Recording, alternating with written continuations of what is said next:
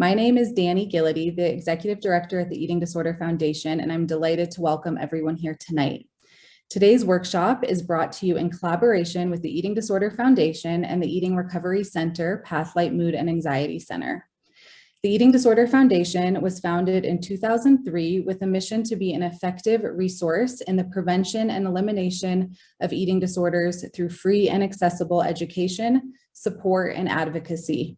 We are a Denver-based foundation that is now serving individuals and families both nationally and internationally. Now I want to introduce Alex Harrison, ERC's Alumni and Family Liaison, to share a few words. Hello, everybody, and welcome. Just to kind of share a little bit about who we are at Eating Recovery Center. We're a treatment center that provides hope and a path to recovery at all levels of care. So we have on-site treatment options as well as virtual options. And Pathlight Mood and Anxiety Center provides exceptional care for mood, anxiety, and trauma-related disorders.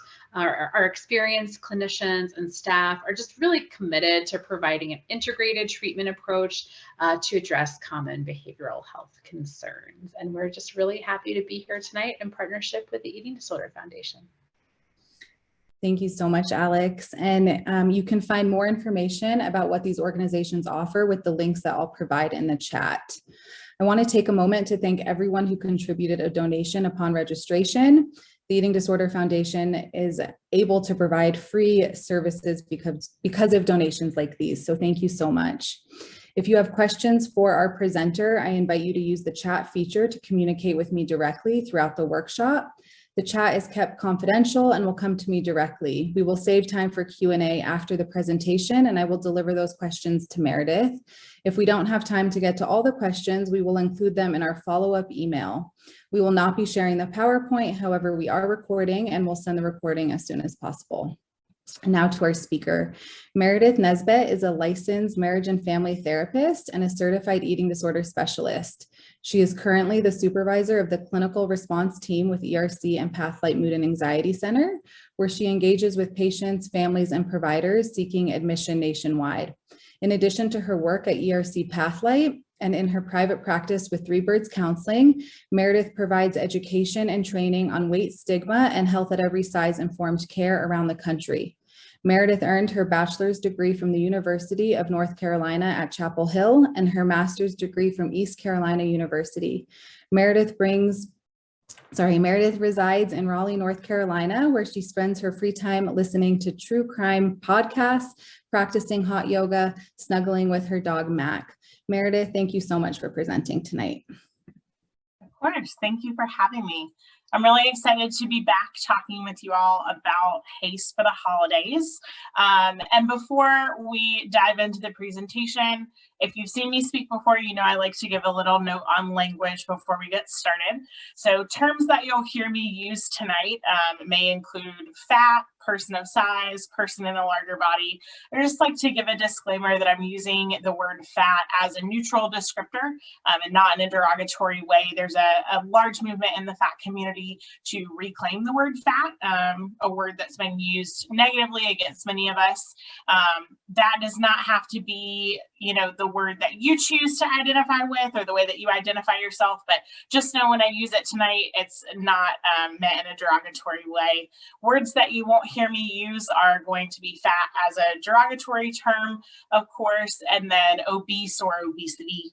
And the reason that I stay away from the words obese or obesity is because those words are truly rooted in the medicalization of bodies and the pathologization of body size, and they can be really triggering for those of us who are in larger bodies because it can be a reminder of negative healthcare experiences where kind of the size of your body is all that matters, where the most important thing that matters. And for a lot of us, that's been a really shameful or difficult thing. And so I prefer to use the terms person of size, person in a larger body, or fat. So that's what I'll be using tonight. When we talk about HAES for the holidays, we first have to talk about what is health at every size. Many of you are probably familiar, but for those of you who aren't, I just like to give a little overview of what it is, what it's not, some common misconceptions.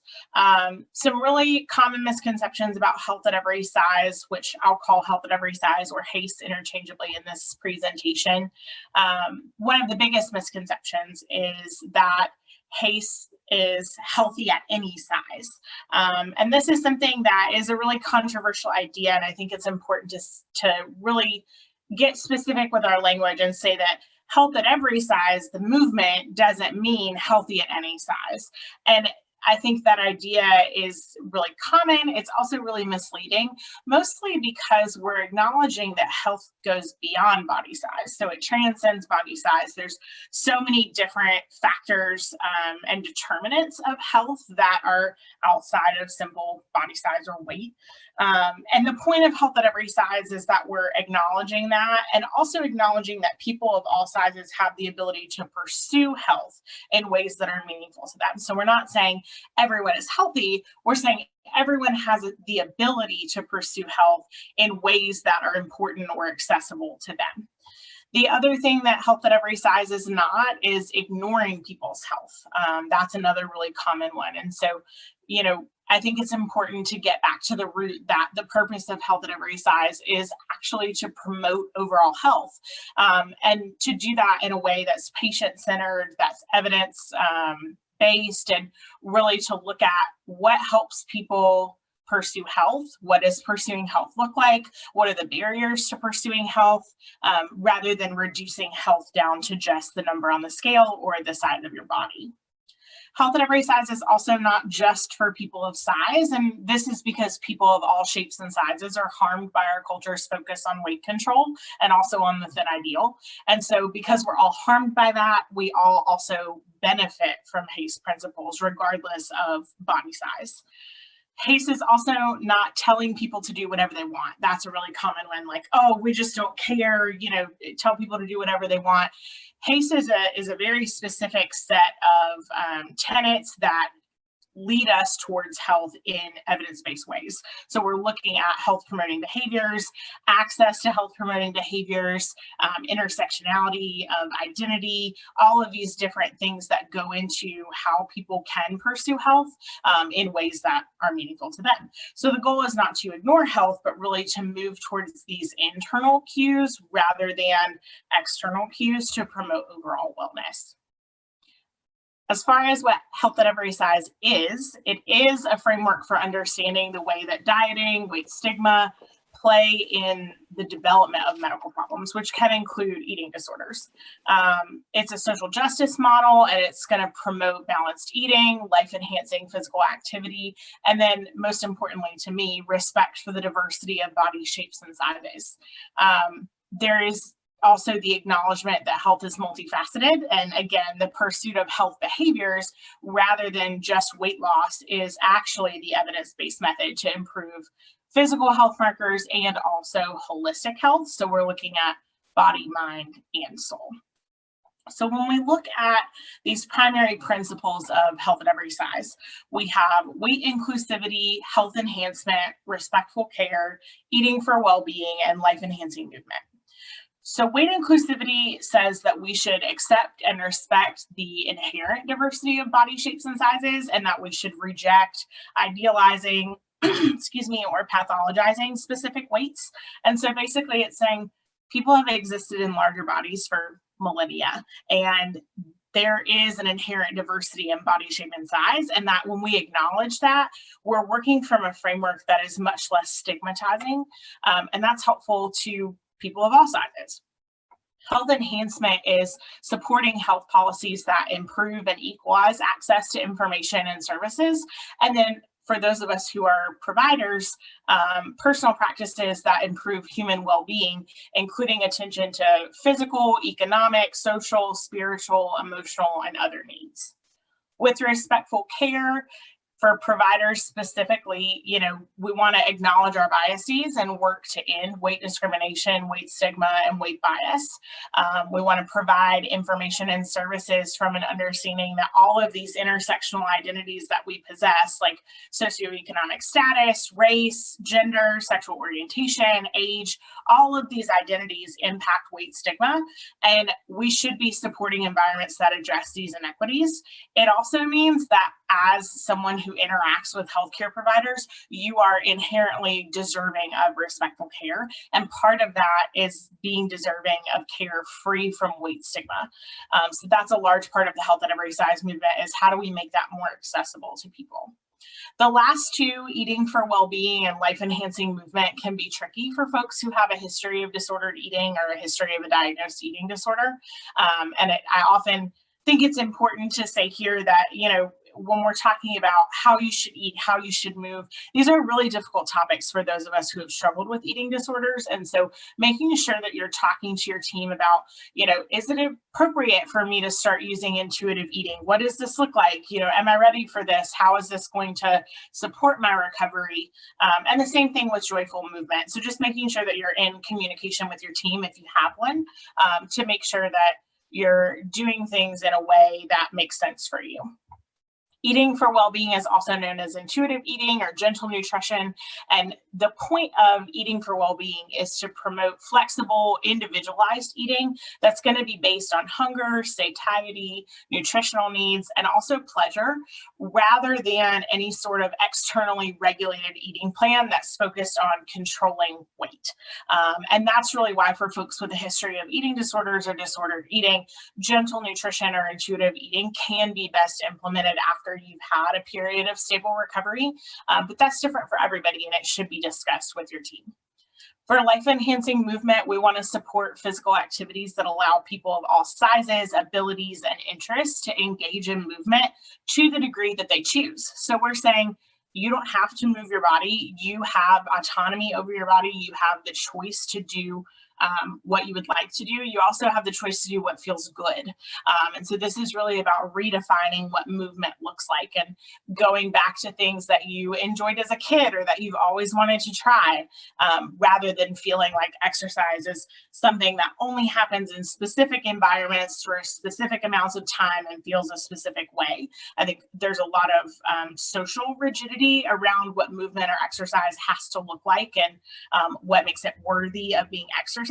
And so the goal with Health at Every Size is, again, to break away from this external social framework that says exercise has to be for 60 minutes running on the treadmill, you know, these very rigid ideas of what we should be doing, to hey, exercise or moving your body could be stretching, it could be walking, it could be playing with your kids, it could be, you know, reconnecting with a sport that you played as a child or an activity you did as a child that you loved, pursuing a goal that makes you feel good about your body. All of these kinds of things are important and really make that movement experience better, and therefore better for us. So with this Health at Every Size framework, we can start to understand the impact of weight stigma on health and the quality of life and what we should do about it. So there are two kinds of weight stigma. We have externalized and internalized weight stigma. Externalized weight stigma is societal bias towards people in larger bodies. So this is a macro system of power where we really see folks in larger bodies at a disadvantage in a lot of different areas, but the three that I usually touch on are healthcare, employment, and education. So people experience externalized weight stigma in healthcare pretty often. We have a lot of research that says that many physicians associate larger bodies with poor hygiene, noncompliance, hostility, dishonesty, a lack of self-control. They spend less time with larger body patients, and unfortunately, they're less inclined to order diagnostic tests when they're indicated. And this is just really bad overall for health, right? If I don't want to go to the doctor because of the experiences that I'm having at the doctor, that's bad for my health in and of itself. And so I think we can't write off the fact that these experiences that we're having teach us messages about ourselves, but they also impact our physical health in very real ways. In employment, people in larger bodies are more likely to have difficulty finding and keeping employment. They experience lower wages for the same jobs or performance, and they have lower promotion prospects than their counterparts. So it's harder for us to get a job, it's harder for us to be paid fairly for employment, and it's harder for us to move vertically within employment. With education, and this is the one that always hits home for me, children in larger bodies often experience peer rejection in the school environment. And so what we see is that if you ask children before the school age to rate their self-esteem levels are pretty high. And then we see as they enter into school environment, they start interacting with peers, we see this pretty drastic drop of self-esteem. And research has found that self-esteem is really lowest among overweight children who believe that they're responsible for their weight. So this personal responsibility narrative is already being kind of sold to them at a very young age. But also these children who believe that their weight is the reason that they have fewer friends or are being excluded from games and sports. So it's not just this personal responsibility narrative about weight, this is your fault. It takes it a step further. This is your fault and no one likes you because of it. So these are things that really are laying the foundation for folks in larger bodies from a very young age that their bodies are wrong, they're wrong, and we can see clearly the impacts of that. So all of these externalized weight stigma experiences often lead to internalized weight stigma, which is when we take those experiences and we internalize them and we make attributions about ourselves because of that. And so, it's not just as simple as feeling bad about yourself or feeling bad about your weight. This internalized weight stigma has very real health consequences. And so we know that people who have internalized weight stigma have an increased risk of high blood pressure, eating disorders, metabolic syndrome, depression, diabetes, cortisol reactivity, and weight gain. So you may notice that a lot of the things on that list are often things that body size or weight are blamed for. So body size or weight is the culprit for high blood pressure, for diabetes, for weight gain, all of these different things. And the point of this is to say that your body is not the problem, and that there are and can be other confounding factors to that are impacting your health. So weight stigma is also a form of complex trauma. And so when we think about complex trauma, it's present in multiple settings, it occurs repeatedly over time, and it's going to increase this internalization of messages that contribute to negative self-talk and self-image. We also know that with weight stigma in particular, it's also potentially going to impact your health. So over time, this really pervasive re-traumatization for people of size causes people to feel unsafe in their bodies. They don't want to go out in public. They don't want to interact with other people because they're really fearful of rejection, shame, judgment. And so, of course, as with most traumas, we're going to have a trauma response. And in this case, a lot of what we see is folks trying to change or hide their bodies. So this could look like, trying to modify your body through dieting or exercise, feeling, again, reluctant to go out in public, having anxiety about eating in front of other people. So some of that secret eating that we see or night eating that we see. And then also often specifically in people with binge eating disorder, we see this dissociation from the body. So when the body is the source of the trauma, we feel like we want to get away from the source of that trauma, especially in this case when it's complex trauma, and it keeps happening over and over and over again in many different environments over a long period of time.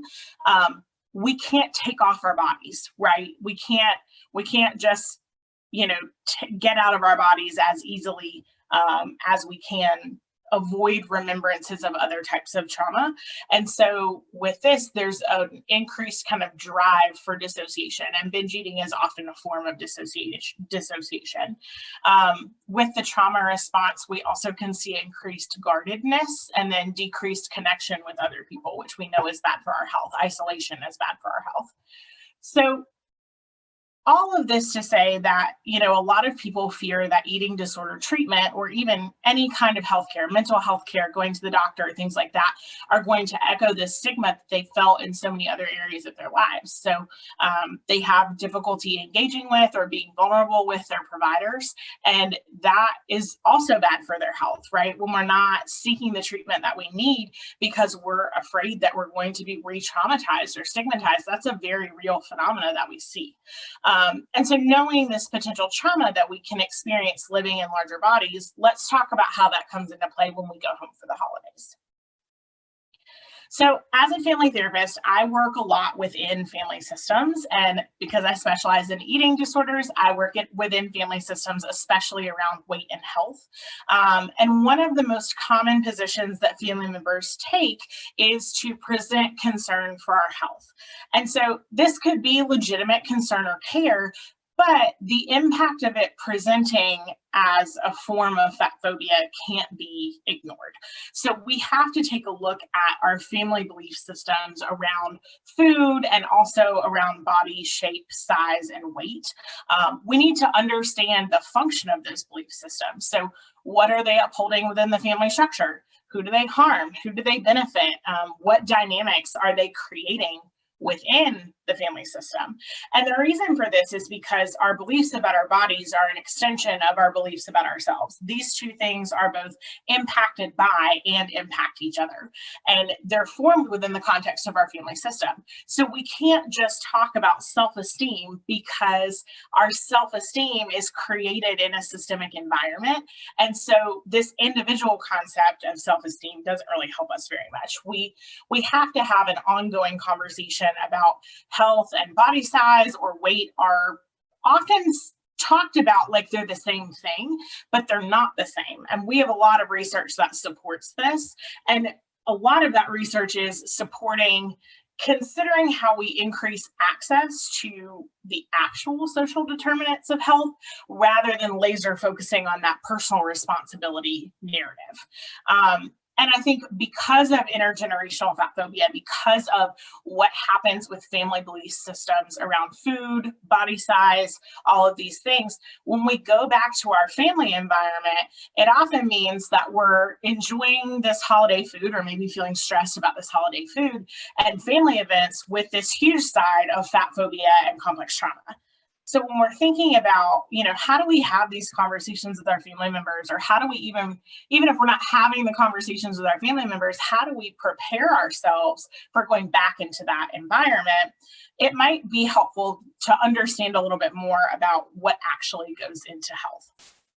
So this is a graphic just from Google Images about the social determinants of health. So you can see a number of things here that impact our health. So access to health services, access to employment and your working conditions if you are employed, education and literacy, physical environment, social support network, personal health practices and coping skills. One piece of the puzzle, that's the personal responsibility narrative that gets overblown. Social environments, healthy child development, biology and genetic endowment, culture, financial and social status, and gender. So all of these pieces of the puzzle are what sets any one individual person up for health. And all of these pieces of the puzzle are equally weighted. And so to me, when I look at this wheel, I'm always thinking like, why do we place so much emphasis on this personal health, like personal responsibility narrative of health, when there are so many other things that we could be talking about? And I think the important thing is that like when folks are concerned about our health, which often means being concerned about our body size, we can remind them that my personal health behaviors are only one tiny piece of this complex multifactorial thing that is health. Oftentimes we talk about health in really dichotomous terms. You're either healthy or you're not. And that's just, it's not true, right? We're all healthy and unhealthy in our own ways, depending on all of these different factors and where you are in the intersection of all of those. So some guiding lights for holiday travel and food.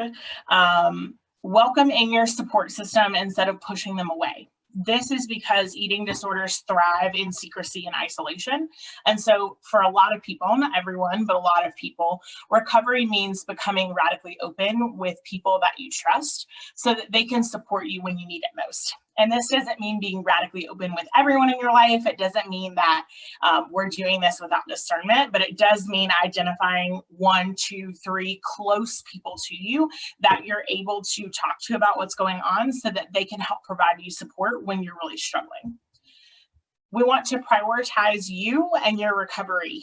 We want to think about what are your values. So external things like calorie counts, the size of airline seats, your travel partner's schedule or hunger or fullness cues or food choices, those things have to take a backseat to your needs. So you really have to take that step of committing to centering yourself, which can often be really uncomfortable for a lot of people. But it is really important to think about what is important to me, what are my values, how do I stay on track with the things that are most meaningful to me. It's also important in all of this to acknowledge the significance of holidays and holiday food, and to focus on self-compassion with that. So believe it or not, binge eating is part of the normal human food experience. So the normal human food experience is a spectrum of experiences. And not only is binge eating part of that normal food experience, pleasure is as well. And so we have to keep in mind that when we're diagnosed with an eating disorder, we all are on a spectrum, right, of behavior. And at one point or another, the spectrum of behavior crosses over into something that is more disordered and needs more support. But that doesn't mean that the behavior in and of itself is the problem. It often means that the frequency or why we're using that behavior, things like that are more of the issue.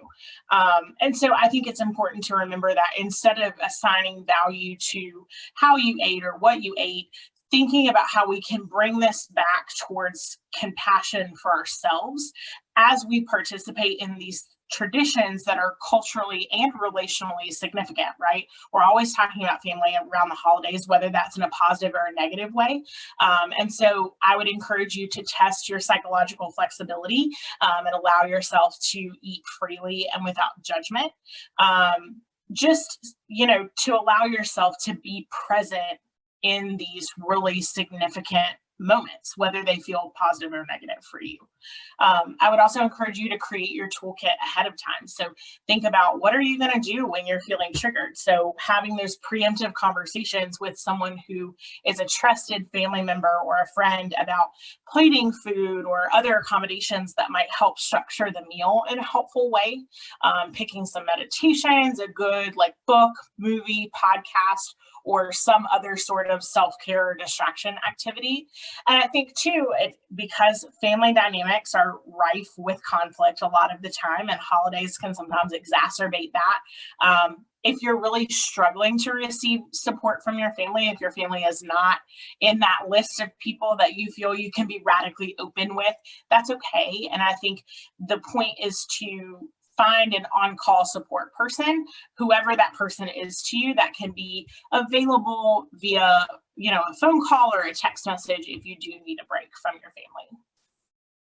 So some holiday triggers for binge eating.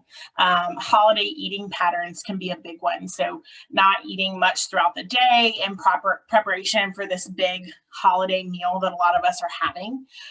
Fear of overeating at the holiday meal, because this is something that is so demonized and really kind of shameful for a lot of people that we're having this large meal, and so being fearful of that. And then 2, buffet style meals can be really triggering or overwhelming for people as they portion their food, whether they're worried about eating too much in front of other people, whether they're worried about eating too little in front of other people. Whichever end of the spectrum you're on, just being in this environment where you're being asked to plate your own food in front of others can be really overwhelming. Food and body talk also can be really a struggle for a lot of us. So conversations about other people's bodies, oh, did you see so-and-so home for the holidays? Or, oh, Aunt Marge has, really, her body is really changing. Who brought what food, how the food was made, comments about like, oh, I'm so bad for eating this. Like, I'm going to have to work out extra to make up for eating this.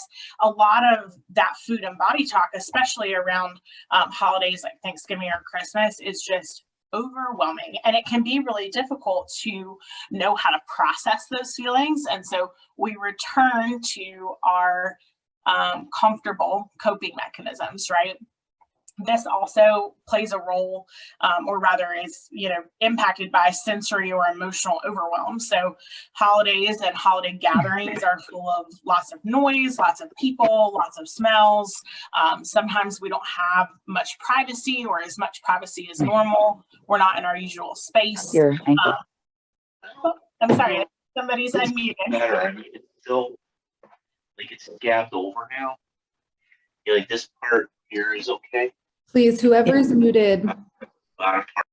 Can we just make sure that we're all muted, please? Okay, perfect. So what I was saying about sensory or emotional overwhelm. So holidays or holiday gatherings can be filled with lots of noise, lots of people, lots of smells. Sometimes we don't have a lot of privacy. Sometimes we're not in our usual space, right? We've traveled and maybe we're staying at home with family, or even we're staying in a hotel room, and we might be in a physical space that holds painful or unpleasant memories. And so when we're thinking about like feeling really sensory or emotionally overwhelmed, dealing with all this food and body talk, worrying about, your eating patterns for the day, that's a lot. And then we take all of that and we add a nice heap of family dynamics on top. And so I think it's important to acknowledge that it's natural to slip into old dynamics and patterns among family members and friends.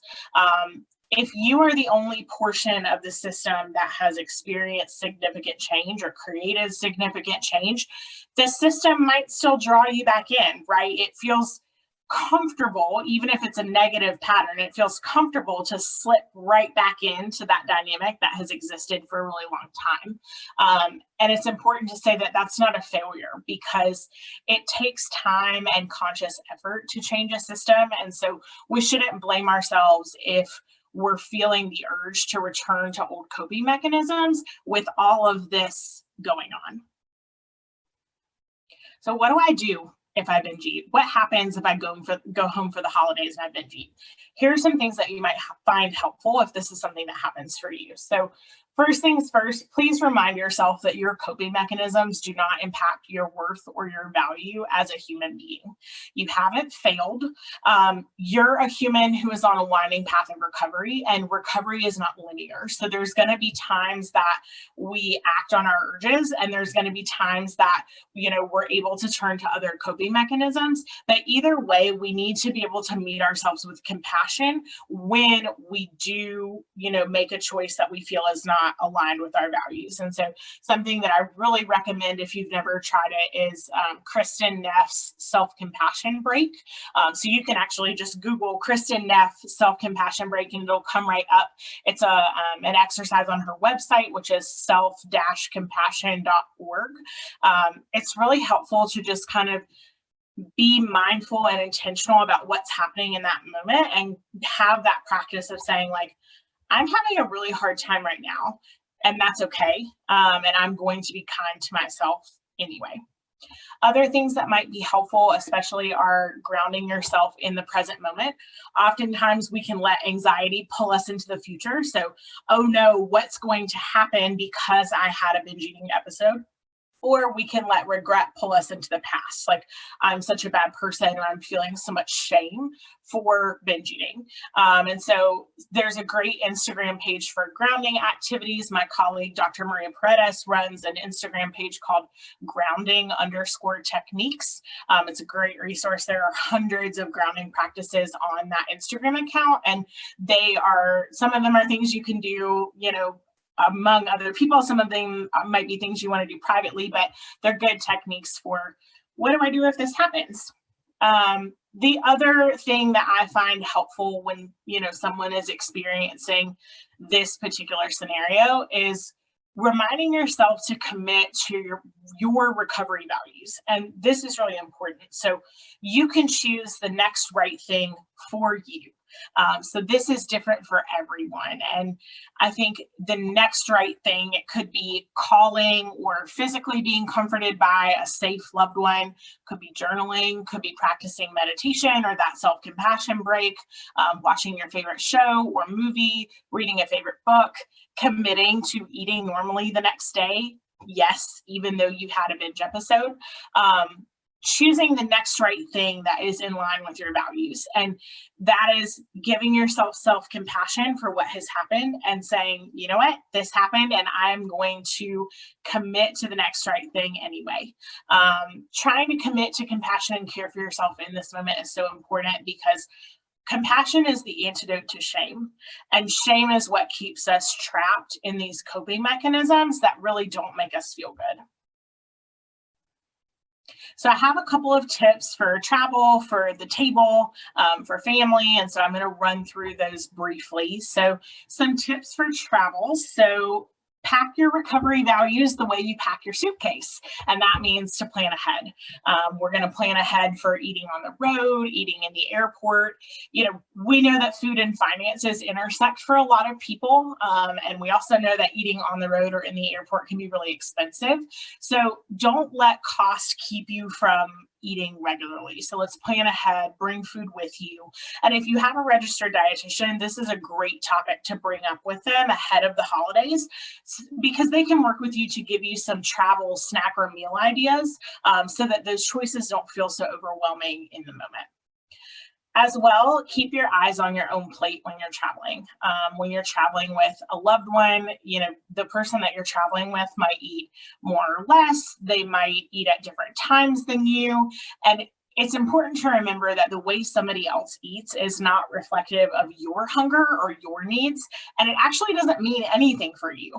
A lot of folks have an urge to compare plates or meal times, and that can feel really overwhelming. But remember that you're a different person with different needs, different hunger cues, different eating patterns, and so is your travel companion. So it's not just you can't compare yourself to them, they also can't compare themselves to you, right? We're separate people. And I think, when we deny ourselves because of comparison to other people, we're more likely to have strong cravings later and to feel out of control about our food intake or our food choices. The realities of airline travel are also not to be underestimated. We know that airline seats have shrunk over time, and also that we have to remember seatbelts are from previous passengers. So the seatbelt not being perfectly fitted to your body isn't a sign that your body is wrong. So there could have been a child in your seat. A flight attendant could have pulled that seatbelt to the end of its loop as the previous passenger exited.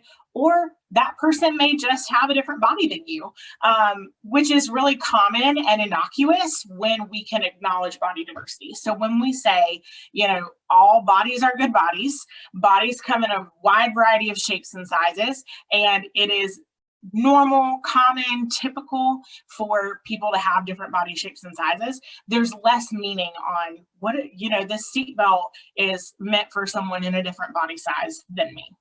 I also think for those of us in larger bodies, it's really important to prioritize your comfort. So if you need to ask for a seatbelt extender, do that as you're boarding the plane and you're being greeted by the flight attendants. They typically will handle this discreetly and bring it to you in your seat. Or if you're somebody like me, I'm very committed to Southwest. So if you fly a specific airline all the time, you can also buy extenders on Amazon that are for that specific airline's seats. There's some good blogs on it as well. So you can always Google how to buy a seat extender, and there's some helpful information online. Airport menus also often have calorie counts. And so it's good to remember that if we know this ahead of time, it can help prevent a nasty shock when you're at the airport trying to order your snack or your coffee or your lunch. It could be another encouragement to pack your own food, but if that's not an option and you're going to be buying food at the airport, be aware that you might see those calorie counts. And so that might be helpful to process in therapy ahead of time. Or you can also look up menus ahead of time that don't have calorie counts so that you don't have to look at that airport menu. And this is a good option if you're looking to practice letting go of some of that control in the moment, and protecting yourself from things like calorie counts that might be challenging for you. You could allow your travel companion, if you have one, to make choices or order for you, or tell them, hey, I'm craving something salty, sweet, crunchy, soft, and let them choose what you're wanting to eat. Some holiday tips in general. So take a break when you need one. I think a lot of us have had the experience of feeling like when we come home to family for the holidays that we need to all be together every second of every day that we're home. But when we spend too much time around other people and don't take time for ourselves and take care of ourselves, we can get really cranky, and we don't want to be around these people that and other times we may really love or really like. And so I think, I just want to acknowledge that you're not impolite for wanting to take a couple of hours to yourself. It's okay to go on a walk, to read a book. And I want to highlight that it's okay even if your family doesn't naturally do that on their own. If your family is one of those families that wants to spend every single moment of every single day together during the holidays, that is wonderful and in many ways a gift. But it doesn't mean that you don't know what's best for you. So if you know, like, I'm an introvert or I'm feeling really overwhelmed and I need to take some time for myself, it's okay to do what other members of your family are not doing or do something that's a little different than what your family usually does in an effort to take care of yourself. On that note, taking care of yourself, think about boundaries before you get where you're going. I think that it's really important to think about, how will I know when it's time to set a boundary? How am I going to feel mentally and physically that's going to key me in, and let me know that it's time to set a boundary? Are there, words or phrases or particular people in your family that are triggering for you? And even just like journaling on that or writing down a little bit about, like, how might I know that it's time for me to take a break or set a boundary with somebody? And then consider your energy level for engagement with setting boundaries. So how much energy do I have right now? How much of that energy do I want to devote to this conversation? So, if you're struggling in a conversation or an interaction with someone and you don't have a lot of energy, you might want to just excuse yourself to the bathroom or to another room, take some deep breaths, kind of like recenter yourself, maybe text your support person. If you have a lot of energy, you might want to address, whatever's making you uncomfortable or overwhelmed head on. You might want to address that directly and ask for what you're needing in that moment. It's really not helpful for me to talk about what's in the sweet potato casserole. Can we, tell me about your new job, or how are your kids doing? Things like that, where you can just kind of reroute and say, that's not helpful for me, let's redirect. And only you know what feels right at that time. It's also really helpful, again, like if you have a support person present and you can ask them to take on some of the work of boundary setting. So if you're going home with a partner or a friend for Thanksgiving, or they're coming home with you for Thanksgiving or Christmas, or any other holiday, saying, hey, like, my Uncle Jack really drives me crazy sometimes and, says things that just really trigger me.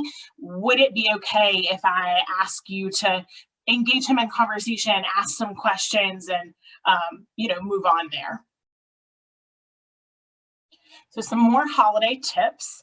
Have your toolkit ready. So we talked about this earlier, but that could be your support person, could be a distraction activity, checking in with your emotional gas tank. That's what I call it. So when you need a break for self-care. So thinking ahead and kind of having a plan for, what am I going to do if these feelings come up? How can I take care of myself? How can I prioritize my recovery values in that? And two, acknowledging that other people may not be in the same place that you are, and that's okay. You can focus on your recovery and on your values, regardless of attitudes and beliefs of those around you. And I think sometimes it can be extremely overwhelming when we're just feeling like, how do I move forward with this? Like, how do I recover from this comment that was made? Or how do I, interact with this person after they've really triggered me? And I think having compassion for that person and acknowledging, like, you may not know some of the information that I know. You may not have had the experience that I've had. You may not know what it's like to have a loved one with an eating disorder. And that doesn't have to impact my decisions and kind of how I take that energy on with me. You don't have to attend every conversation or every argument that you're invited to. And so don't feel bad if you lean into old roles or habits, if people are drawing you into those old roles or habits. I know I mentioned that earlier, but we all have a family cycle and we all have a role that we play in that cycle. And so even if you're somebody that has massive amounts of insight and knowledge, it's still really easy to get pulled into that old role or habit at home.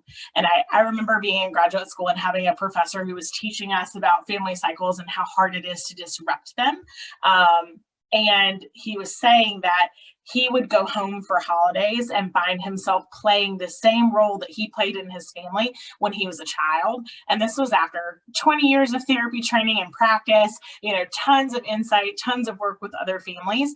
And still, when he went home, he would say, like, I just, it's like putting on a nice, like, well-worn pair of shoes. They fit you perfectly. And maybe they rub in a couple of places, but, they're what they're what is comfortable in that space. And so just don't blame yourself for leaning into those old roles or old habits, because it's not a matter of cognition. It's not a matter of, knowing enough. It really is a matter of the system having to change in general, and knowing that if the system hasn't changed, if I'm the only piece of the system that has changed, I have to acknowledge what's happening and say, I'm getting pulled back into this, right? Like, I'm back in this cycle that I used to be in.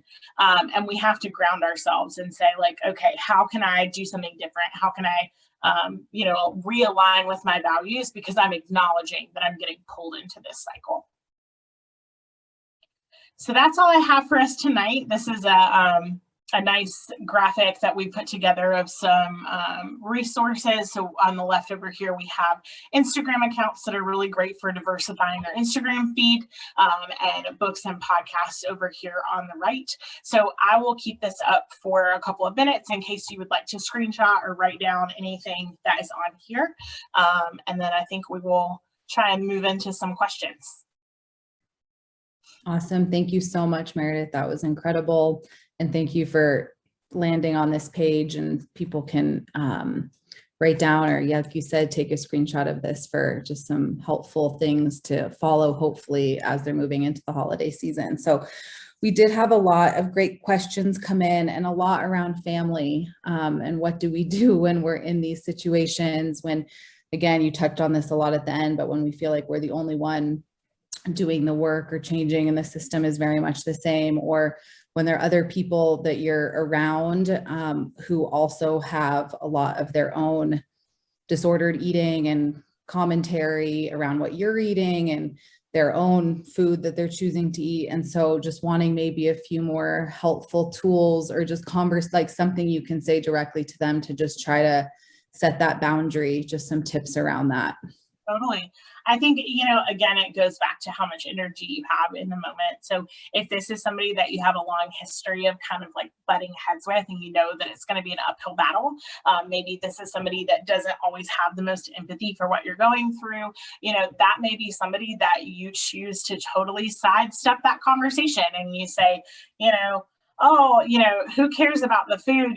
Tell me about what's going on with your kids, or, what have you been up to lately? Or, oh, have you seen this new documentary? Just kind of like sidestepping that conversation entirely if it feels like it's not going to be a productive interaction or productive conversation. Just to save your energy for the things that matter. Save your energy for, the people that you think will be empathetic and sympathetic and willing to consider how their own actions impact other people, versus someone who might write off what you're going to say or make you feel worse about setting that boundary. It may be more helpful to sidestep with those people. But if it's somebody in your life that is not intending harm, and maybe they just don't know any better, or they, aren't really thinking presently with who they're with and what they might be going through, it might be helpful to just say like, you know, it's really hard for me when you talk about, you know, all of the ingredients in that food dish, or it's really hard for me when, you know, you mention that you're going to have to go run 5 miles after you eat this meal, or, you know, you're not going to be able to eat anything tomorrow because of how much you ate tonight. You know, like that's really difficult for me in my recovery because it sounds like the thoughts that are in my head, and I really don't want to validate those. You know, would you mind just kind of like keeping those to yourself? Or, you know, like there's kind ways to meet people where they are and to say like, I know that you're not intending harm. I know that, you know, this is about you and how you're feeling about yourself, and it's not about me. But because this is something I really struggle with, it feels like it's about me. And so, you know, I'm going to step outside, or you know, I might change the subject, or can we not talk about this? Can you not say that? And just kind of, you know, choosing where to share your energy and where you think it might be best received. That's so helpful. I feel like some of those tips you could just like write on a note card and kind of have in your back pocket and be able to like read verbatim what you just said. So thank you. I love the idea of sidestepping and, you know, figuring out the best ways to use your energy and who deserves what, kind of figuring that out. So thank you for that. Going back to the beginning of your presentation, when you were talking more about the principles of HAES, we got a question around how do you find joyful movement after a long time of being inactive due to previously disordered relationship to exercise? I just wanted to see if you could touch on that. Yeah, absolutely. I work a lot with folks who have taken a break from exercise because it has been something that they've used for self-punishment or self-harm kind of in the context of their eating disorder. And a lot of the time we just have a really honest conversation about, let's talk about why you want to move today. Do you want to move today because maybe your muscles are feeling stiff, like they would like to be stretched? Are you feeling like you want to move your body today because you feel like you should, or because you're feeling anxiety about not moving your body? Those are some times that I will flat out say to people, if you're feeling anxiety about skipping this workout class, that means that you should skip it. That means that you should challenge yourself. And it can feel really uncomfortable, but just kind of sitting with that and considering like what feels best in my body. So sometimes I wake up and I'm like, my back really hurts. Like I am not going to do any sort of like intensive movement today because that sounds absolutely awful. I am in pain. And other days I wake up and I'm like, oh man, like I can't wait to go, you know, do some more intensive exercise because my body feels good today. And so taking an inventory of where you are, and I always really recommend like starting low and slow. Stretching is movement, and we don't say that enough. Like I sit on my living room floor and I stretch while I watch TV.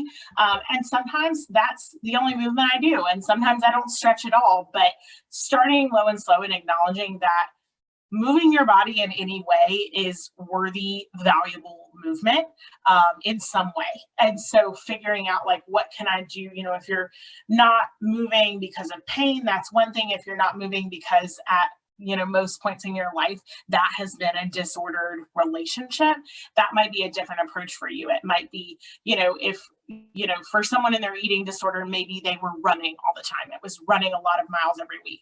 And so they may say to themselves like, all right, I haven't been moving my body at all. And now I've had kind of a solid period of recovery. I'm ready to get back into it.